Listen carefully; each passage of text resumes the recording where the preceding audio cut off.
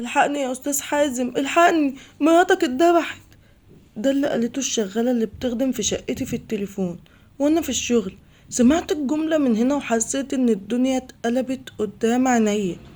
السواد نزل على عقلي ودوار غريب مسكني. وقعت مكاني مرة واتنين قبل ما اقوم. طلعت اجري زي المجنون من الشركة. الامن وقفنا على البوابة لاني ممنوع اخرج باي حال من الاحوال من غير اذن. مضيت على اذن خروج عند مكتب الامن وطلعت اجري في الشارع وانا تايه، حاسس اني في كابوس مخيف. مستحيل يكون اللي سمعته ده حقيقي بأي حال من الأحوال. وقفت تاكسي وطلبت منه يطير بيا ناحية شقتي اللي في الجيزة، وبالأخص قصاد جامعة القاهرة. نزلت قدام العمارة وجريت زي الرهوان ناحية شقتي، وهناك كانت المصيبة. عناصر كتير من الشرطة في شقتي والجو كئيب جدا. دخلت وانا عينيا مزغللة ومش قادرة اخد نفسي عشان الاقي جثة مراتي مرمية في الشقة والدم حواليها في كل مكان. وقتها بس عرفت معنى كلمة صور، معنى كلمة وجع القلب. جريت عليها ووقعت فوقيها، خدتها في حضني وفضلت اصرخ بكل قهر الدنيا. كل اللي حواليا حاولوا يمسكوني بس محدش قدر اطلاقا. كنت عامل زي المجنون، حاسس بنار بتاكل في جسمي كله ودمي ساير زي البركان. فضلت اتوجع بأعلى صوت، انوح زي اللي بيتحرق في قلب الجحيم. في النهاية انهارت وضلمت الدنيا قدامي شوية، وحسيت بحد بيفوقني وعمال ينادي علي: أستاذ حازم، يا أستاذ حازم. كنت وقتها في شقتي ولسه عناصر الشرطة بيشوفوا شغلهم. قعدت على جنب أبكي لحد ما دموعي كلها خلصت. ما كنتش متخيل إنها تسيبني بالطريقة دي. مهما حصل ما بينا ومهما زعلتها ما كانش ينفع تسيبني. وقتها الضابط قال لي بهدوء: النهاردة هنطلع إذن الدفن وهحتاج منك شوية معلومات عشان نقدر نوصل للي عمل كده. ما ردتش عليه. حتى لو وصلنا للي عمل كده ده هيرجع مراتي. وفي نفس اليوم وبسبب علاقات حماية قدر يطلع إذن الدفن في ساعتين بس. وفعلا دفنت مراتي ودفنت معاها حتة من روحي في قبرها، واتقفل باب القبر عليها للأبد. وعرفت إن حياتي استحالة ترجع تاني زي ما كانت. في نفس اليوم بالليل جالي استدعاء عشان ياخدوا أقوالي. كانت حالتي صعبة جدا ومش قادرة أتكلم، بس حماية شجعني إن أتعاون معهم عشان يحددوا القاتل. عرفت إن الشغالة راحت تجيب طلبات للبيت، ولما رجعت لقت باب الشقة مفتوح ومراتي مدبوحة في نص الصالة. وطبعا الشرطة هنا وجهت الاتهام ناحية 3 أشخاص: الزوج اللي هو أنا، وده اتنفى فورا بعد التحقيق في مكان شغلي. واتضح فعلا إن كنت هناك وقتها لأن مضيت بعد وقوع الجريمة. والشغالة، وده كان صعب لأن حتى خاتم القتيلة كان في ايدها والدهب في الدولاب مكانه. يعني مفيش أي شبهة لسرقة إطلاقا. أعداء لحماية بينتقموا منه وده الاحتمال الأكبر، بس للأسف محدش لقى أي دليل على دخول الشقة بعنف إطلاقا. وقعدت مع الضابط حكيت له كل حاجة بالتفصيل وأنا ببكي. كان حماية قاعد مشفق عليا وبيحاول يهدي الجو عشاني. ومع نهاية التحقيق فجأة حسيت بألم شديد في بطني وكأنها حالة تسمم. مسكت بطني وانا بتوجع وبصرخ. في اللحظة دي الضابط طلب لي عربية إسعاف، وفي أقل من نص ساعة كنت في المستشفى بيتعمل لي غسيل معدة. وقتها سمعت الضابط في عربية الإسعاف بيتكلم وبيقول: شكلها عملية مدبرة للاتنين. فضلت يوم كامل في المستشفى لحد ما الألم راح والحالة استقرت نوعا ما. وسط حزني وقهرتي على مراتي ما قدرتش استنى لتاني يوم. طلبت من الممرضة اخرج، رفضت وقالت ان حماية هو اللي دخل بيا كمسؤول عن الحالة ولازم يجي يخرج بيا. صرت عليها وكنت هضربها وقتها. اتصلت بحماية اللي كلم إدارة المستشفى وطلب منهم يخرجوني. وفعلا خرجت بعد ما طلبوا مني أمضي إني مسؤول عن الخطر اللي ممكن يحصل. مضيت وخرجت. اتصل بيا حماية وقتها وطلب مني اروح ابات عنده لحد ما تتفتح الشقة تاني، بس انا رفضت ورحت انام في اوضة في فندق على النيل. ومن كتر الارهاق اول ما شفت السرير نمت بعمق شديد. صحيت على رن التليفون، لقيت حماية بيقولي: تعالى بسرعة، عرفنا مين اللي قتل مراته. طرت زي الصاروخ ناحية الاسم عشان اقابل حماية ونفس الضابط. دخلت عليهم بكل لهفة عشان يطلب مني الضابط اقعد واهدى شوية. بصلي بهدوء وقال لي: انت قلت ان اللي اتصل بيك وبلغك خبر قتل زوجتك هي الشغالة، صح؟ ايوه صح. في اللحظة دي حط السماعة على ودنه وقال: دخلها يا ابني.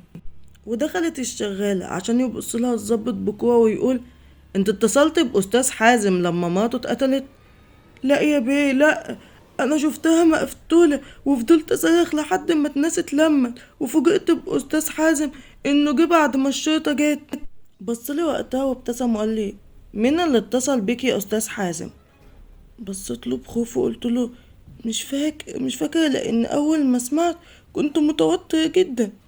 طب يا أستاذ، ده كشف من شركة الموبايلات برقم تليفونك طول الساعتين اللي بعد قتل مراتك محدش اتصل بيك خالص، يبقى انت عرفت ازاي وجيت؟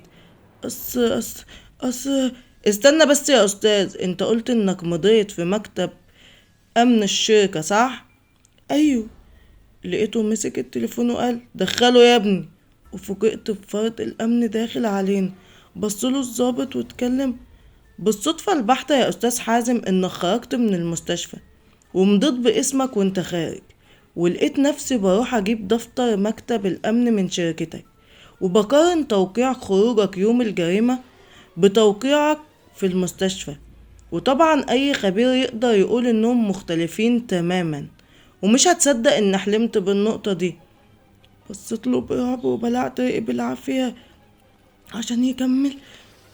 وطبعا لما واجهت الباشا اللي انت اتفقت معاه ده، قال لي انك طلبت منه انك هتخرج بدري وهو هيوقع مكانك بعد خروجك بساعتين، بس للأسف لانك كنت متوتر ورايح ترتكب جريمة نسيت تمضي بنفسك او سبته هو يمضي بعد ما يطبع اذن خروج بعد ساعتين من المكنة. وده خلاني اشك فيك من تاني بعد ما عرفت ان التوقيعات مختلفة، ورجعت اقولك تاني وفوجئت انك قلت ان الشغالة اللي اتصلت بيك، ودي غلطة منك لانك المفروض كنت تستنى حد من الجيران يبلغك بالجريمة، بس انت كنت مستعجل وخايف، وكان لازم توصل بعد اذن خروجك بوقت قصير، وإلا هنشك فيك انت ليه سبت الشغل في اليوم ده بدري بالذات. انا ما عملتش حاجة، صدقني ما عملتش حاجة. يا راجل، ده انا كنت قربت اعيط وانت بتمثل علينا كلنا فعلا استاذ، بس غلطة توقيعك في المستشفى دي وقعتك، ربك اسمه العدل بقى. بقولك ما عملتش حاجة، ما عملتش حاجة. قتلتها ليه انت؟ وقتها بس انهارت وشاورت على حماية بكل غضب وقلت: هما السبب، هما السبب. كنت بحب دينا قوي، كنا خلاص قربنا نتجوز، بس جه واحد مسافر الخليج وخطفها مني، وفضلت سنتين بموت من القهر والحزن، وعرفت انك عشان تعيش لازم يبقى معاك فلوس او سلطة، واتعرفت على شروق، بنت يتقال عليها واحد صاحبك، تخينة ما فيهاش ريحة الأنوثة وفظة جدا، بس كانت وسيلتي للفلوس والسلطة عشان أبوها، بس شرطوا عليا مؤخر ضخم ومضيت على وصولات أمانة عشان أبوها يضمن إني مش هطلقها أو بستغلهم. وللأسف استوعبت الكارثة اللي عملتها في نفسي بسرعة. عيلة متسلطة لأبعد مدى، بتعامل كأني خدام عندهم. مراتي كانت عاملة زي الجحيم، غير شخصيتها المتسلطة زي أبوها، كانت بتعاملني كأني تابع ليها مش جوزها. وفضلت 3 سنين في الغم ده، اشتكيت لطوب الأرض بس ما قدرتش أطلقها، كنت مربوط بسلسلة من حديد لحد ما فوجئت بدينا رجعت تاني. جوزها مات، ورثت فلوس كتير قوي، لا وجاية عاوزانا نرجع لبعض. ووسط ضيق حالي لقيت قلبي لسه بيحبها من تاني. فضلت متسلسل بسلسلة اللي اسمها شهوق، والحياة عمالة تضيق أكتر وأكتر لحد ما قررت أتخلص منها. وفضلت أسبوع بخطط للجريمة، شركتنا استحالة تخرج منها غير بتصريح، وطالما أنا مضيت حضور فأنا في أمان. واتفقت مع حارس الأمن بعد ما اديته مبلغ كبير إنه يسمح ليا إن أخرج بدري، وهو يوقع بعد خروجي بساعتين بعد ما يطبع إذن. وفعلا وافق، وكل حاجة مشيت تمام. أنا عارف الشغالة بتخرج إمتى.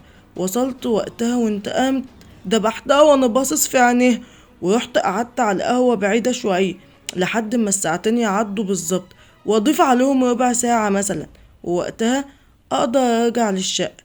بس للأسف يومها شربت قهوة من البن المركون في المكتب. ما كنتش أعرف إنها هتسبب ليا كل الوجع ده. ما كنتش أتخيل إن كوباية قهوة هتوديني المستشفى وتتسبب في كشف الجريمة كلها. وقتها وبعد اعترافي حماية بصلي بعينين حمرا بلون الدم وقال لي أنا هجيب لك إعدام. لحظتها عرفت إن حياتي اتدمرت بسبب إني اتجوزت عشان غرض خبيث، عشان خدت الجواز سبيل لغرض ربنا ما يرضاش بيه. أب اتعامل مع جواز بنته كأنه صفقة فبنته اتقتلت، وأنا اتعاملت مع الجواز باستغلال فكانت نهاية الموت. وصدق ربنا لما قال ومن آياته أن خلق لكم من أنفسكم أزواجا لتسكنوا إليها وجعل بينكم مودة ورحمة إن في ذلك لآيات لقوم يتفكرون. صدق الله العظيم. وأنا ما خدتش الجواز من باب المودة والرحمة، أنا أخدته من باب الجشع، فكان الموت من نصيبي. وكانت دي نهاية حكايتنا النهاردة. ما تنسوش اللايك والشير للفيديو وللقناة كلها، وبشكر كل الناس اللي بتدعم القناة دايما ومش بتبخل بالدعم. كان معكم زيزي، استنوني في فيديو جديد وحكاية جديدة، وإلى اللقاء.